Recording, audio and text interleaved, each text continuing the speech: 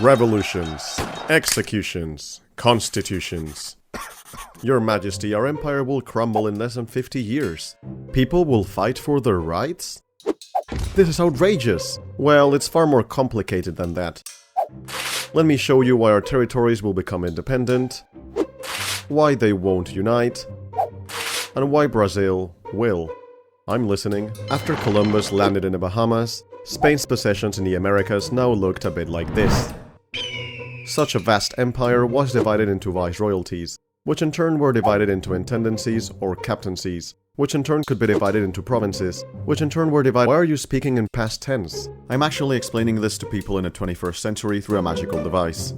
Anyway, the real division was between criollos and peninsulares.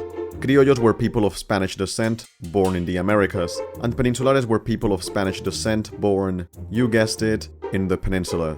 Legally, they were equals, but in practice— Do you have what it takes to be my new viceroy and exercise authority on my behalf? I think so. Wow, you've got an excellent resume. Congratulations. Now please check the box that applies.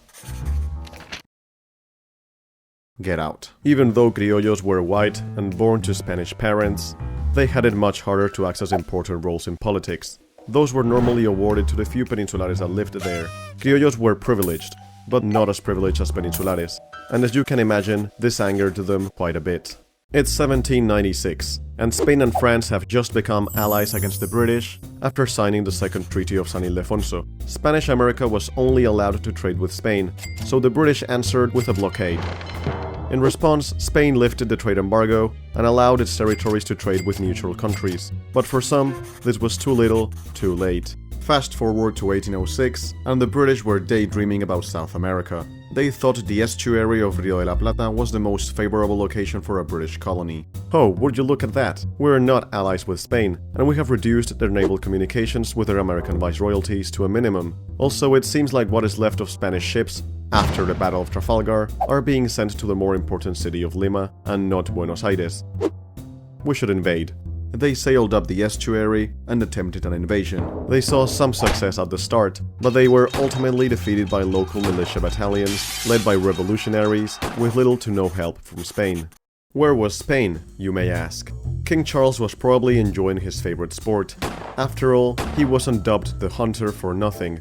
The affairs of the state were left to his wife, Maria Luisa, and to his prime minister, Manuel Godoy, who according to Napoleon was the de facto king of Spain. And as you may have guessed, Maria Luisa and him were very likely lovers. Napoleon promised Godoy that he would split Portugal with him, so Godoy allowed French troops through Spain to invade Portugal, which made the Portuguese royal family flee to Brazil, moving the capital city of Portugal from Lisbon to Rio de Janeiro. A bit of foul play by Spain. What's that noise? I'm sure an armed, angry mob at night is not a good sign. I better hide. And what should I do? You're my mistress. You better run for your dear life. It's over, Godoy. Where is he? It's fine. We'll wait him out. Someone please give me water. The Spanish people hated Godoy, and the mutineers believed that the king had given all the power to someone born in poverty, so they forced King Charles to dismiss him. Oh boy, that rabbit stood no chance. Godoy, you're dismissed. And I abdicate in favor of my son, Ferdinand VII. Yay! Beat it, Dad! Now, to say that these two hated each other would be an understatement, and their fight for the throne gave Napoleon a bit of a headache, so he invited the royal family to Bayonne and forced both of them to abdicate in favor of himself. He then exiled them, and with the French troops already in Spain, he occupied it, crowning his brother Joseph king of Spain. To literally no one's surprise, this wasn't well received by the Spanish. So in absence of a legitimate ruler, over 300 elected deputies met in Cádiz and claimed legitimacy as the sole representative of the Spanish sovereignty, in what they called the Cortes de Cádiz. Cortes means parliament, de means of, and Cádiz is just the city. Now, picture this. You're a criollo from the Americas who has witnessed the triumphs of the French Revolution and the American War of Independence. Two perfect success stories. Napoleon's invasion of Spain was the spark needed. Criollos had the perfect excuse to revolt without betraying the Spanish crown, as, well, there was no Spanish crown anymore. Even some royalists joined the Criollo Revolution, unhappy with a Frenchman ruling over Spain. A new form of self-government, independent from Spain, emerged: the juntas. They initially sought to rule in the name of Ferdinand until his return. But as you may know, things turned sour. During the May Revolution, the Viceroy of the Viceroyalty of Rio de la Plata was removed, and the first junta was established, renaming the old Viceroyalty to the United Provinces of Rio de la Plata. After this, the first junta wanted to extend their authority to other provinces who didn't approve of this new form of government. They chose this guy to act as a spokesperson in name of the United Provinces to convince the Paraguayans to join them. Yo, dudes, the United Provinces are pretty chill. Maybe you could join them or something. You're like the most hated Paraguayan ever, according to some historians. Leave now or we'll arrest you. Got it? Yes. They totally want to join.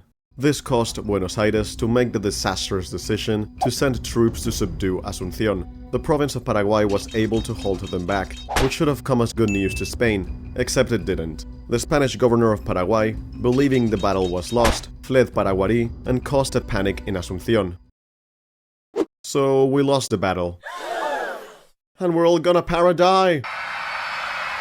It also didn't help that he asked for military assistance to the Portuguese, who were hated by the Paraguayans, and that he stopped paying his troops. This inevitably caused a military uprising, and the once loyal province created a power-sharing junta and sent a letter to Buenos Aires expressing their will to be independent, but within a confederation of countries. Something which Buenos Aires was completely against, but they accepted. You see, Buenos Aires wanted to unite all of the provinces into a unitary state, with the Buenos Aires province holding all of the power. Some of the provinces, expectedly, wanted some power for themselves too. But why? Well, you would think that a power vacuum at a continental scale would leave many wanting a piece of the cake. And you'd be right. Caudillos, or warlords, rose throughout Spanish America as they attempted to take a small region for themselves. Oh wait, who's this guy? He must be Simón Bolívar.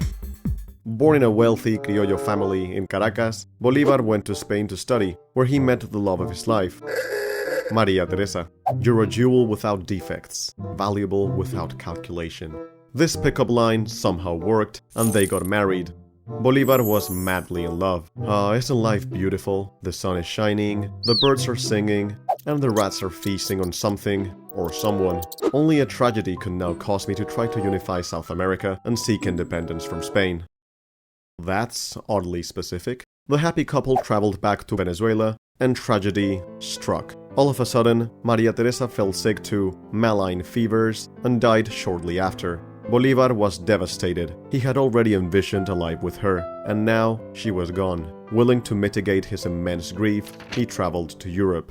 It would be in his travels through the continent where he would be influenced by the Enlightenment, which, in a nutshell, was an intellectual and philosophical movement whose central doctrines of individual liberty and religious tolerance were incompatible with an absolute monarch. The void left by his wife's death got filled with politics and an urge to liberate his homeland. In his own words, he now followed Mars's chariot instead of Ceres's plow. According to some historians, Maria Teresa's death has perhaps been one of the key events in the history of the New World. I will give no rest to my arm, nor rest to my soul, until I have broken the chains that oppress us by the will of the Spanish power.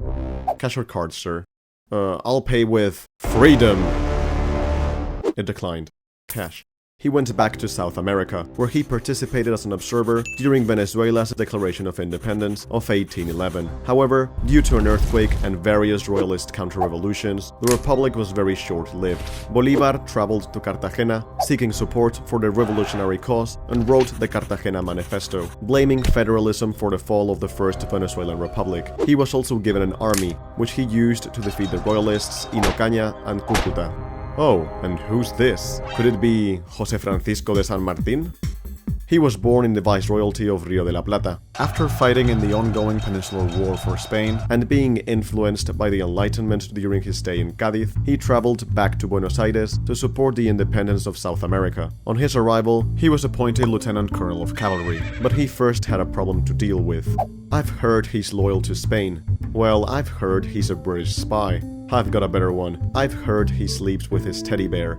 Hey, those are all false, especially the teddy bear rumor. He quickly found himself in a race against time to prove his loyalty to the independence cause. So when he received intel claiming that the royalists were planning to land in the town of San Lorenzo, he knew he had to get there first. He gathered his men and traveled over 300 kilometers in 5 days under the scorching summer sun, overtaking the royalists who traveled by ship on the river. San Martin got there first, and knowing that the royalists intended to raid the San Carlos convent, he concealed his men inside. Hey, put out the fire, and don't say a word. We don't want to be detected by the Spanish.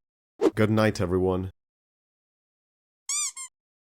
At dawn, the troops prepared their formations behind the building. His plan was to wait for the royalists to land and head towards the convent to make a surprise pincer movement and trap the enemy forces. These two columns would consist entirely of 60 cavalrymen each, whilst the infantry would stay inside the building and fire only in case of a retreat. When the time came, the royalists landed here and not here, as originally planned, but San Martin went in. His column was the first one to reach the enemy, and he led the charge himself. Cannon fire rained on the charging men, and San Martin's horse got killed, trapping him underneath. But after seeing him bravely lead the charge, his men weren't going to let him die. When a royalist was about to stab San Martin with a bayonet, a patriot saved his life, and another one freed him, just before being shot twice. A second charge by the cavalrymen caused the Spanish troops to retreat, and even though they were outnumbered 2-1, the battle was a patriot victory. San Martin had proven his loyalty, and after the victory in San Lorenzo, he was appointed commander of the Army of the North, which is a really cool title. But things were about to take a turn for the United Provinces. 1 year later, this province here known as the Eastern Province, shockingly, wanted to be a bit more federal. Buenos Aires was having none of it, and Montevideo was besieged by supporters of federalism. Troops from Buenos Aires abandoned the city, and the Eastern Province formed the Federal League, an alliance of like-minded provinces that aimed to establish a confederal organization. These political differences meant only one thing: civil war. Hey, Paraguay, care to help? No, I won't be taking part in any fights with other provinces. No problem, we're blockading you. No problem, I'm declaring full independence now. No problem. Oh. Speaking of Paraguay, how is their power-sharing junta going? Oh wow, there's just 2 of you left, and just 1. With Francia as a dictator, Paraguay entered a long period of isolationism. Back in Venezuela, Bolívar was busy marching towards Caracas in his admirable campaign. He wrote the Decree of War to the Death, which stated that murder and atrocities could be committed against civilians born in Spain. He paraded through Caracas and proclaimed the creation of the Second Venezuelan Republic. Breaking news! The Peninsular War is over! And Ferdinand is king again. The Cortes of Cádiz had approved the first Spanish constitution in 1812, which basically said that the king didn't hold all of the power anymore. The people did, and he had to rule according to the constitution. It also extended political rights for representation to Spanish America and the Philippines. I'm sure the king will gladly accept the constitution. This is trash. This is trash too. And this is trash too. After abolishing the gains of the liberal constitution of 1812 and returning Spain back to an absolute monarchy, Ferdinand set his eyes overseas. Let's reconquer Spanish America. Royalist troops, already stationed in the Americas, retook control of Venezuela and ended the Second Republic. Bolívar traveled to Cartagena, seeking support from the new Granadian government, but they gave him an army to capture Santa Fe from other revolutionaries instead. After being denied men and supplies from Cartagena, which had recently been taken over by another revolutionary, he besieged the city, but after a month and a half, he became disillusioned and self-exiled to Jamaica. And after escaping an assassination attempt, he traveled to Haiti. Meanwhile, royalist troops from the peninsula were pouring in and quelling rebellions throughout Venezuela, New Granada, and Chile, effectively completing a partial reconquista after taking Santiago, Margarita Island, and finally Santa Fe. In Haiti, Bolívar received help from its government. But you must free slaves in South America during your Yes. He then led Republican forces in Angostura and captured the city, promising freedom to slaves that joined his liberation army, which was common practice by both sides, who recruited mestizos, indigenous people, or slaves, and promised them social improvements if they won. Even a small amount of criollos supported the royalist cause, but only if it benefited their commercial interests. Back in the south of South America, the Portuguese had just annexed by force the eastern province. Guys? Could you please help? Did you hear that? No. Anyway, I want to cross the Andes to help with independence in Chile, but we should officially declare independence immediately before the crossing, to act as a sovereign nation and not as a mere rebellion. Makes perfect sense.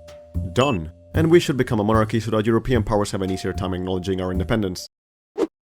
Never mind. But before we continue, we must get to know Bernardo O'Higgins, the son of a viceroy of Peru, who was of Spanish and Irish ancestry. You see, San Martin and O'Higgins were part of the Lautaro Lodge, a secret club seeking to apply the goals of the Spanish Enlightenment and promote the independence of South America from Spain, and they became good friends. Before the crossing, San Martin received provisions from both the government of Buenos Aires and the provincial caudillos, without fully allying with either one, as he considered that the civil wars didn't take priority over the war for independence. Both San Martin and O'Higgins crossed the Andes, and after some victories and some losses, they ultimately won the decisive Battle of Maipú, expelling the royalists out of Chile. San Martin was offered control over Chile, but he rejected it to help liberate the rest of South America, so O'Higgins was proclaimed Supreme Director of Chile instead. You may have noticed something by now, and that is that many areas of Spanish America were becoming independent at very different paces, which meant that the idea of a superstate was already fractured from the start.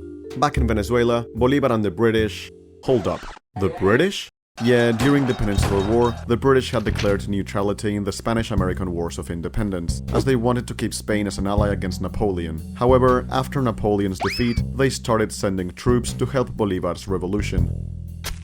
So, Bolívar and the British crossed the Andes and captured Santa Fe after winning the Battle of Boyacá, merging Venezuela and New Granada into Gran Colombia and renaming the city Bogotá. However, some of the territory was still under royalist control. Hey, how's the civil war in the United Provinces going? Oh. After the Federal League won the Battle of Cepeda against the unitarian government in Buenos Aires, they reached a federal agreement with the Buenos Aires province, in which each province became sovereign and a federal government replaced a national one. I hope this marks the end of the civil wars between Federalists and Unitarians. It won't. Now you might be asking, what's going on in North and Central America? This was going on. There's a lot to unpack, so let's go step by step. We want Florida. What? We're willing to settle some border disputes in Texas and offer $5 million to our own citizens, who have financial claims against your government. Look, it's either this or invasion. Cuba and Puerto Rico remained part of Spain because they were undergoing a period of economic bonanza, and by economic bonanza, I mean very profitable slavery.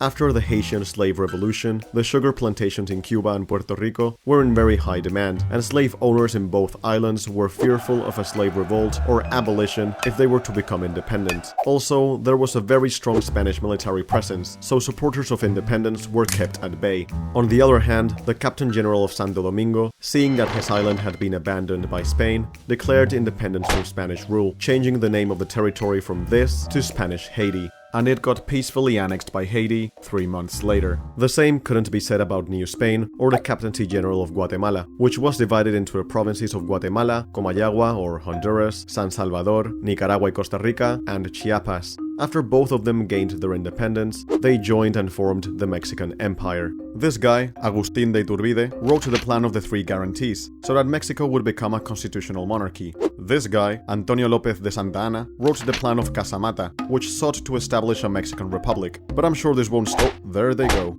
I will guarantee 3 things: independence from Spain, equality for everyone in Mexico, regardless of birthplace, and Roman Catholicism as the official religion. Thank you for crowning me Emperor of the First Mexican Empire.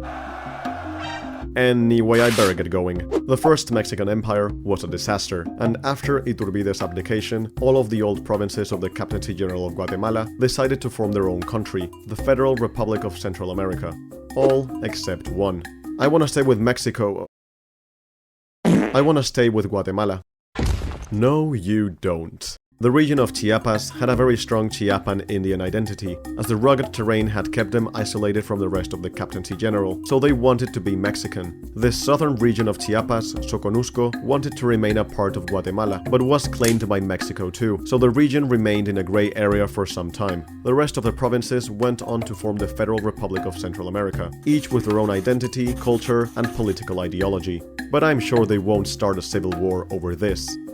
They will. At the same time, the Philippines also had an uprising to become independent. Andrés Novales, a captain in the Spanish army, along with an armed, angry mob at night, killed the vice-governor and ex-governor whilst the mob chanted, "Long live Emperor Novales." This self-proclaimed empire only lasted one day, as they were unable to get past the city gates. Open the citadel gates. I can't. Brother? I'm sorry. Guards, arrest him. Novales was executed shortly after, and with him, the idea of an independent Philippines. For now.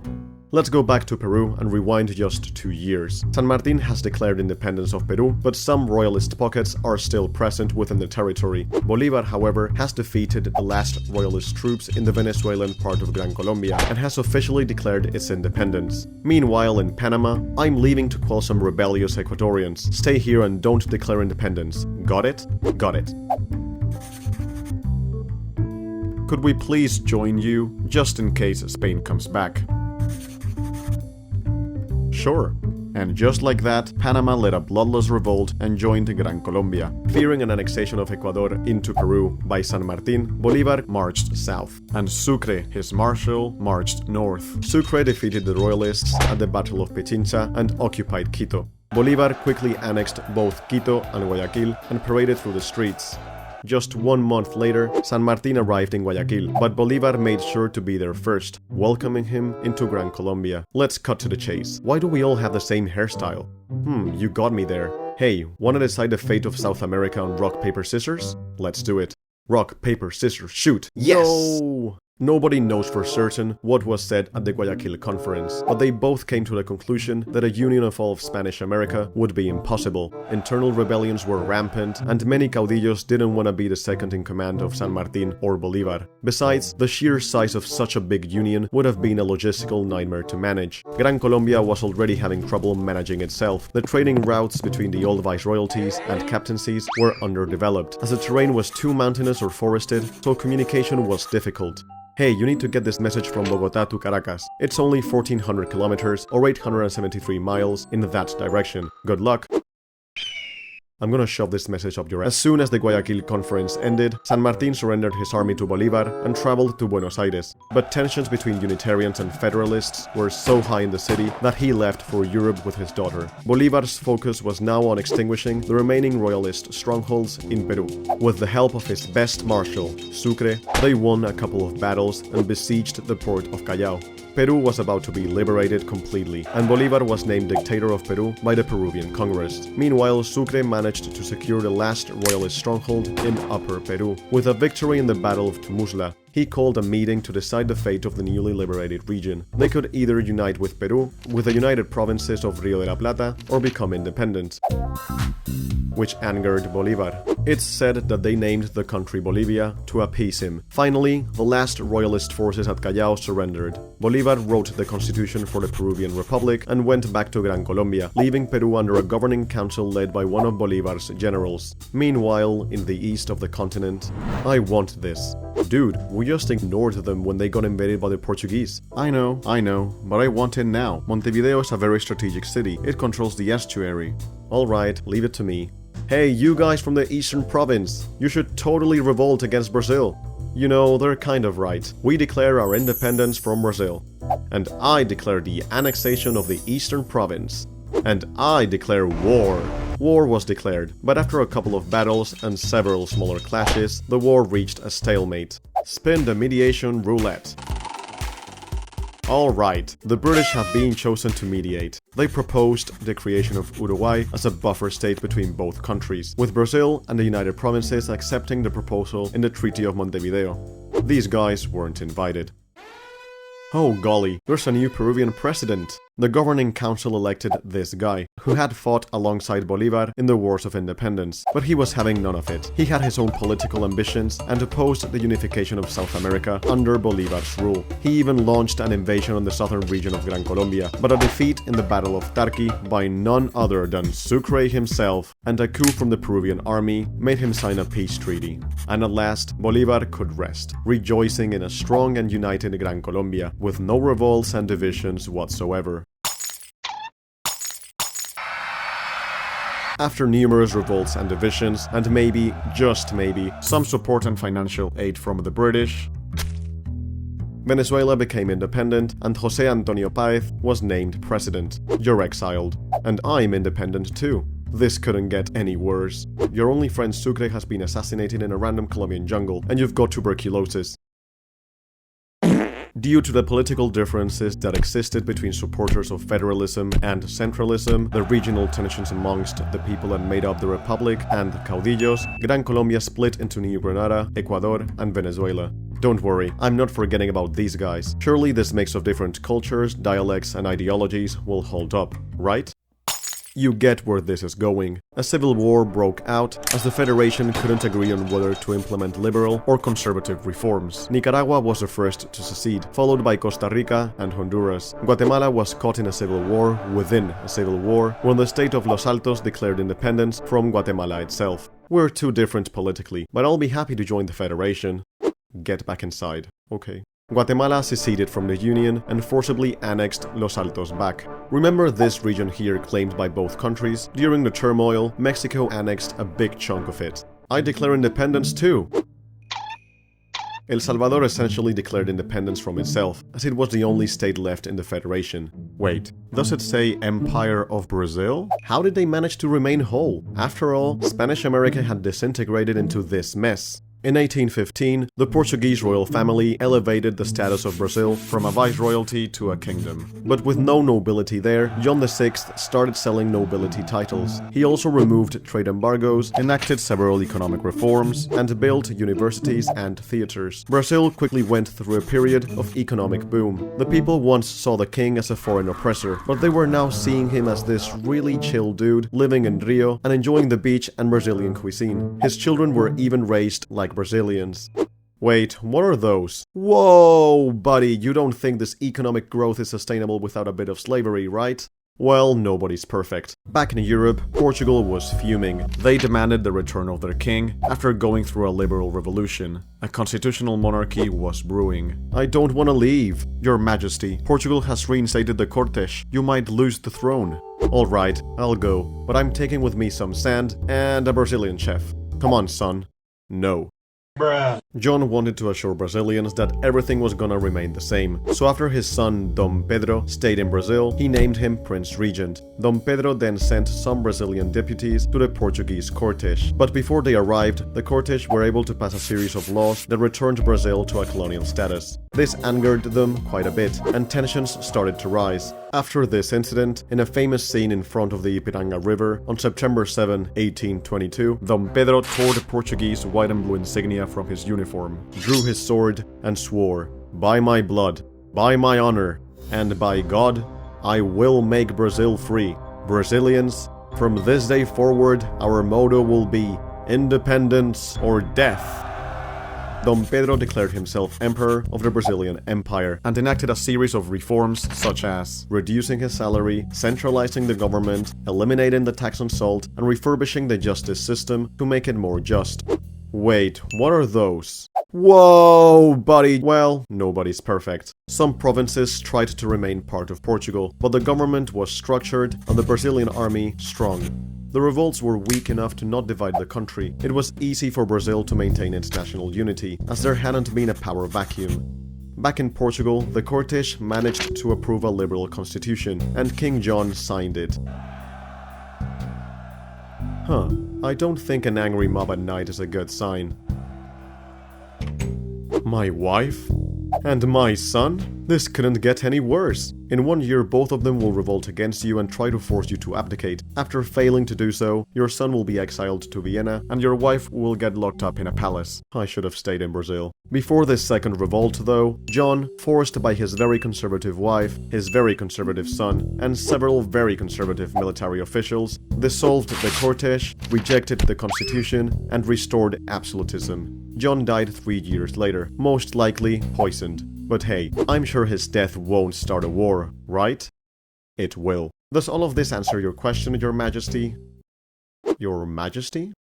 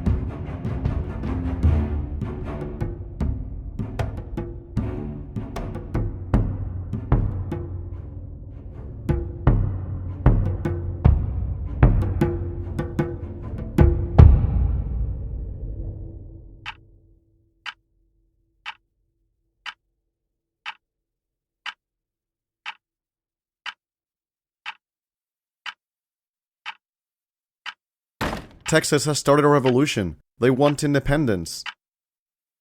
Muster your men. We'll meet them at the Alamo.